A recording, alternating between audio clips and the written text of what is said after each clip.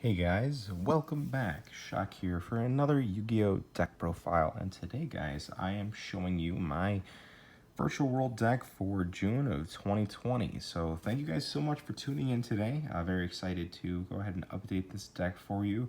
Yeah, we're playing Pure Virtual World, and I missed this deck quite a bit. I'm not playing Yu-Gi-Oh! At the moment, but I wanted to update this deck because Desires is at 2, and I really did miss the pure version of Virtual World. I wanted to talk a little bit about my side deck, my extra deck choices, and my main deck decisions. If you guys like this content, make sure to comment, like, and subscribe to the channel. I appreciate all of the feedback and all of the love that you guys have given me over the span of this channel's lifespan. So I do appreciate it, and please let me know what I could do better in the comment section, and any comments, or just say hey in the comments, dude. I appreciate it a lot. So thanks, guys, and I'll just get straight into the main deck. We'll talk about the side, and we'll talk about the extra today, and just my reasoning as to like what's kind of going on. So I really think Virtual World's a good deck right now because it's just a really good deck, very similar to like Sword Soul, where you're able to use a couple cards to be able to produce like decent boards, and you have a lot of options as like resource management and versatile like plays that you can do. So essentially we're playing a 3 of each Virtual World name. I think you have to, plus the 2 Nian Nian. I thought I could play less than 2 Nian Nian. Maybe I was trying to play 1, but at the end of the day, Desires is a thing. So you really can't afford to do that. We do also play your 3 Emergency Teleport as well, which count as your monsters. You know, nothing special with Emergency Teleport in this list. We're just playing Emergency Teleport. We do play the 1 Ghost Ogre, like you did see, but Emergency Teleport is in here just as an extra copy of a name, of a Nian Nian or a Lulu. But overall, these cards are all really good. You have to play them, I think. Yeah, I really do enjoy this lineup. You essentially just want to think of these cards as resources. We do play like 2/3 of our deck, or yeah, 2/3 of our deck. No, I'm sorry, not 2/3. 3/5 of our deck. So 60% of our deck as like combo cards. So that allows us to hopefully see 3 combo cards in our hand each time. Hopefully we see at least 1 hand effect so we can play the game. And you know, you're really looking at Lulu to be your +1 to get your engine going, but from there it becomes a 1 card Synchro or XYZ, and then the same thing with your Lao Lao. It becomes that 1 card XYZ. Obviously Lily gets worse as the game goes on, but it is a big body and it does attack with some high attack. And then GG is that best card to like kind of grind with along with Lulu, but GG is the best card overall to grind with. So yeah, that's just a short summary of all of them, I guess. Hand traps, we are playing less than I normally do, so we are playing the 1 Ghost Ogre and then 3 Ash. I like talking about these together because they are the level 3 ones. Ghost Ogre and Ash are really nice because if you normal summon, have E-Tele, you can go ahead and make a level 6 Synchro, make a rank 3. You can also use these to revive Nian Nian, which is cool. Ash is definitely the most versatile hand trap in the game. Ghost Ogre is not that good, but you can get it off E-Tele, so I like playing it. And then you're playing 3 Nib and 3 Veiler. I think Veiler's super generic, and I like playing monster hand traps in this deck because we play M7, which can bounce cards back to your hand. Nib is just a blowout card. I really like to play it.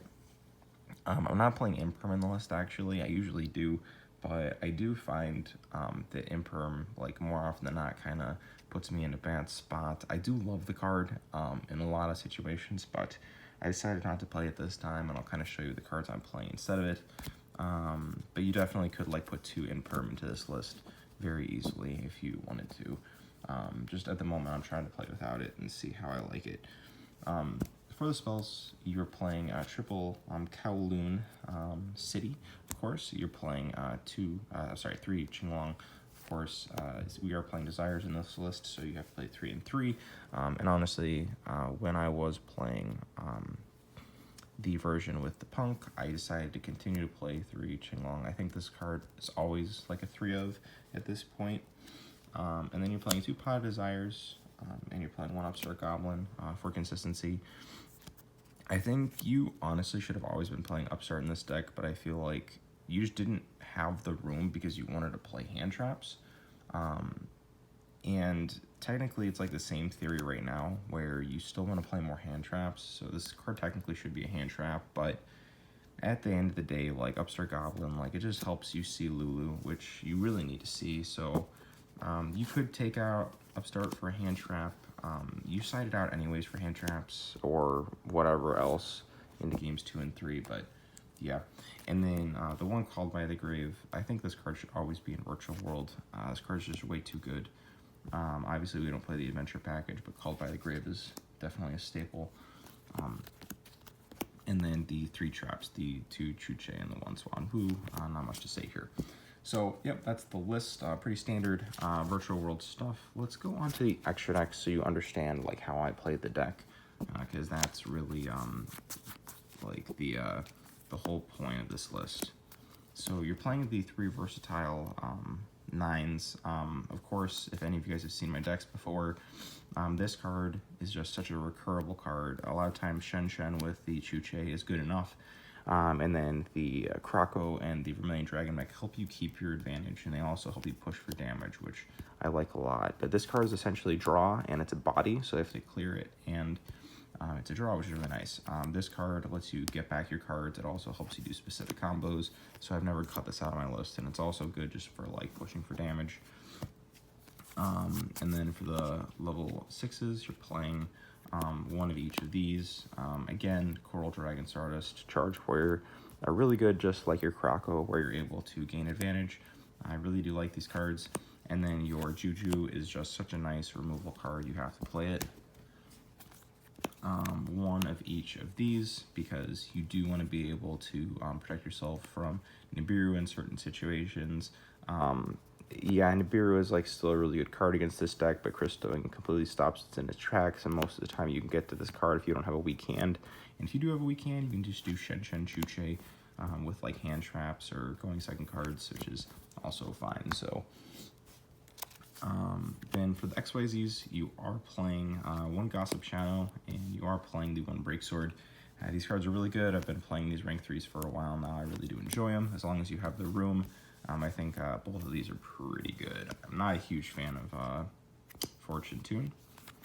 We are playing 2 M7s. M7's really good because it's able to bounce back cards to your hand. I also really like this because if you use Zeus, and I'll just bring Zeus into the picture right here. If you use Zeus with one of your M7s, or whenever you use Zeus, then you can use M7 to bounce Zeus back to your extra deck, attack with your M7, and then overlay into Zeus again. So this card basically turns into another Zeus, or it turns into controlling your graveyard with getting hand traps back to your hand or extra monsters to play the game. Usually use one like in your first turn combo where you're not scared to nib, so the second one comes up for just like being an awesome card.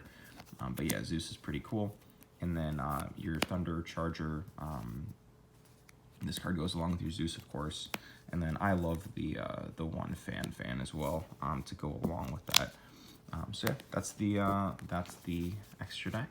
I'm pretty happy with it. It makes me very comfortable with all my plays.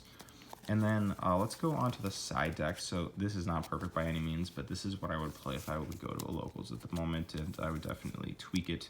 I haven't been to a locals in quite a bit, actually. It's super unfortunate, but yep. So 3 Phantasme, because I know Salad is basically back at this point, and I'm sure people are going to be playing that deck. This deck has a really hard time against Salad, and in fact, it has a really hard time against a lot of decks that just essentially recur advantage that are, this deck requires 2 cards to play, and if you can't just establish 1 card onto the field and then summon out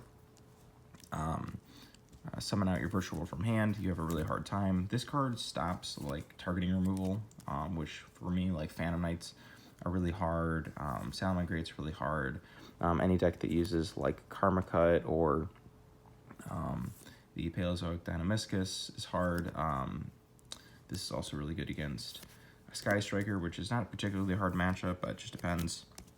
So yeah, overall, very strong hand trap, and it is something you can add to the deck if you are going second and you need more hand traps. So 1 Pankratops and 3 Dark Lunamore. As you can see, the side deck is really synergistic. Like the Pankratops and 3 Dark Lunamore go together really well with the Phantasmes, obviously. So yeah, they're all really strong, and these are really powerful going second cards. And you'll kind of like understand my side deck going forward as well. They all have synergy. So like the 3 Cosmic Cyclone, like I want to have a battle phase. I want to at least be able to kill my opponent's monsters, so I don't play evenly match. The Harpy's Feather Duster and then the Red Reboot, of course, go along with the 1 Pankratops. Like I said before, it's the 6 backward removal. So I do like Pankratops in that vein, being able to be a monster or a spell and trap removal. So yeah, really, really good stuff there. And then 3-dimensional barrier. Essentially, in Virtual World, you want each card to be able to produce as much value for you as possible, and I think that all these cards do. And then dimensional barrier is in here, obviously, to stop those fusion decks. This is not good against the mirror. This card is horrible against the mirror, but a lot of times against the mirror, you can just win with establishing a decent board. This card is just like a blowout. If you draw this versus specific decks, you just immediately win the game. So yeah, I really miss Anti-Spell, but I don't think... Oh, sorry, excuse me. I got a yawn there. Yeah, but I don't think that Anti-Spell is good enough in this format to play. I think Dimensional Barrier is probably the best card. So, all right, guys, thanks so much for watching. I appreciate the time, and I hope to see you guys next time. Yeah, so take care. See you later. Bye-bye.